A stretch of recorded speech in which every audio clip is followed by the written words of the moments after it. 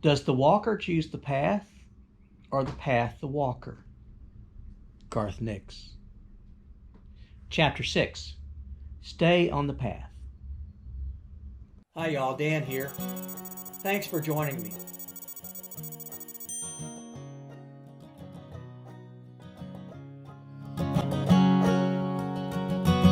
I'm wondering if you'd go wandering with me through the wilderness and woods to where the winds are blowing free, through the darkness of the night, heading toward the morning light. I wonder if you'd wander with me. I usually end my videos with a common refrain, stay on the path. Different people tend to interpret that little phrase differently. That's one of the purposes for saying it. Some hear me say, being careful to follow well-marked trails and not get lost.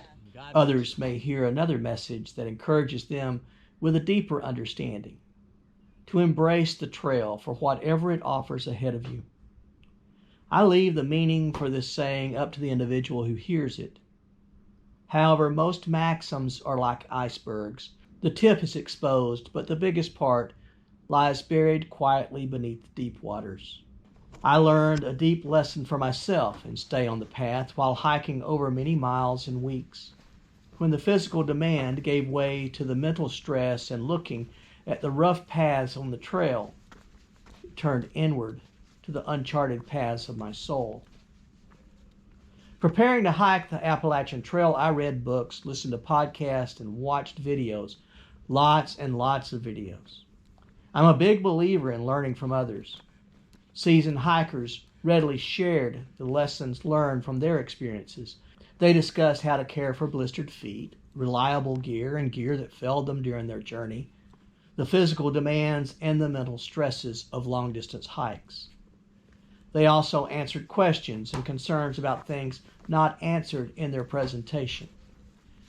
Popular champions of the trail were people with strange trail names like Darwin, Bigfoot, and Dixie. Their videos were well edited and entertaining. I've never done anything like this before, and my plan was to do it alone. I had many questions, but the most nagging thing was I didn't know what I didn't know. So books also helped me to prepare. I read Michelle Ray's How to Hike the AT, Chris Cage's book with the same title, Bill Brayson's A Walk in the Woods was a lot of fun, and David Miller's The AT Guide was the most useful reference book that I used during my hikes. These are all great resources, and I recommend them for anyone planning to hike anywhere. Another valuable resource was those who are hiking the trail now. And I began binge watching videos of hikers who were literally stepping up to the challenge of hiking this unimaginable journey of nearly 2,200 miles. They tested their bodies, minds, and spirits. Their entire souls were pouring into the task of this adventure. My favorites were Wild on the Trail, They Call Me Hickory, and Hiking with Braids. Each person I watched shared a different view of the trail through the lens of their own personality. The way each one approached their experiences helped me anticipate the challenges ahead and consider how I would respond to the task of hiking. Their videos reflected the people that I met during my own journey. Some enjoyed the awe of the trail, while others sought to conquer the trail. Some embraced the good and the difficult, and others found fault with every aspect of the experience. The people who step out on the paths of nature are as varied as the terrain we encounter along the way. The lessons they all taught us are summed up in my adage of stay on the path. Beginning this journey in early March, I made it 52 miles to Unicoi Gap near Helen, Georgia. And there my wife called to tell me that her sister was seriously sick and that her children were asking for help. So I stepped off the trail so we could travel to Kansas and help. Family needs always come before other dreams. After a couple of weeks, I returned to the trail. Jumping up to Nantahala Outdoor Center, there was an 84-mile gap that would need to be completed later. The physical demands of climbing up from the NOC surprised me. I felt like my body had lost its strength to meet the demands of the trail. Once again, my body demanded my full attention on these ups and downs. My preparedness had strayed from the path during my time away from the trail. This was necessary, but not enjoyable. The sections ahead were stressful. A friend wanted to hike through the Smokies with me. David had joined me at the NOC and we walked north together. I had not hiked with others very much. My brother and I hiked a section of the Appalachian Trail. We hiked some trails in New Mexico and Wyoming. We are very different hikers. Rick tends to focus on the miles and I tend to focus on the views. He's much faster than I am, but I try to slow him down to see the beauties of creation. We complement one another well. David and I had not hiked any distance together, and we quickly realized that we had very different goals for the hike. David wanted to push through the trail quickly, and I felt the need to conserve my strength for the miles beyond this section. His rhythm was to hike late and sleep late. I enjoy early starts to see the sunrise and to stop in the afternoon to rest and do various chores needed to prepare for the next day. We're very different hikers, and this added to our stress. Rather than hiking our own hikes, we were anxiously trying to adapt to the other. We were both hiking off the path, and it wasn't fun. David returned home from Fontana Dam, and I continued north. The first 5 miles into the Great Smoky Mountain National Park were the most demanding of my experience on the trail thus far. Those miles offered a grueling and relentless climb. Shuckstack Tower sits at the apex of that ascent and offers breathtaking views of the Smokies, but I could hardly enjoy the scene due to my exhaustion. I needed to find a way of getting back on the path. Each climb conditioned my body. I began to notice that each ascent became a little easier. My body was reclaiming its conditioning and gave room for attending to my mental side once again. Here another challenge kept derailing me and leading me off the path. I remained on the well-marked trail. As I mentioned, the Appalachian Trail is well-marked, and the GPS-driven Guthook app prevented me from losing my way from the physical route, but mentally and spiritually, I was not on the path. We experienced all forms of weather. On Rocky Top Mountain in North Carolina, several hikers congregated to discuss the beauties of the mountains and the valleys below where we stood. We talked about the heat of the day and the clear blue skies above.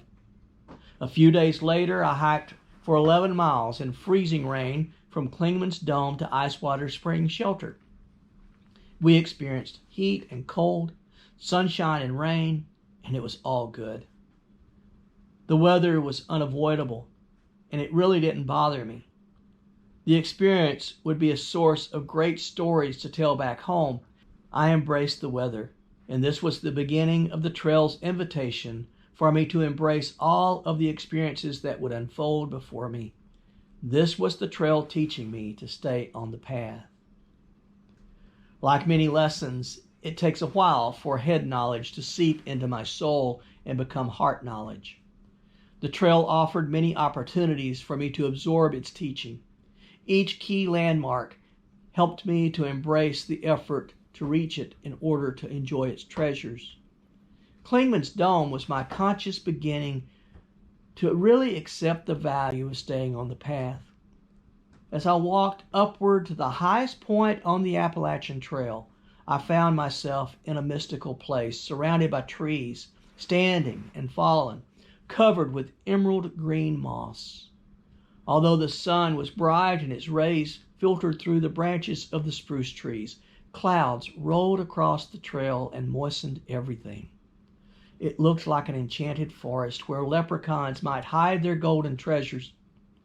The soulful rewards of these sights eclipsed the physical prices extracted to see them. This is the embodiment of the trail's lesson to stay on the path. I often forget that lesson when distractions arise, but the trail has a way of calling us back to its teachings. I needed to retake the examination over the next few days. Elsewhere, I've shared about the crowded shelters that I encountered each night.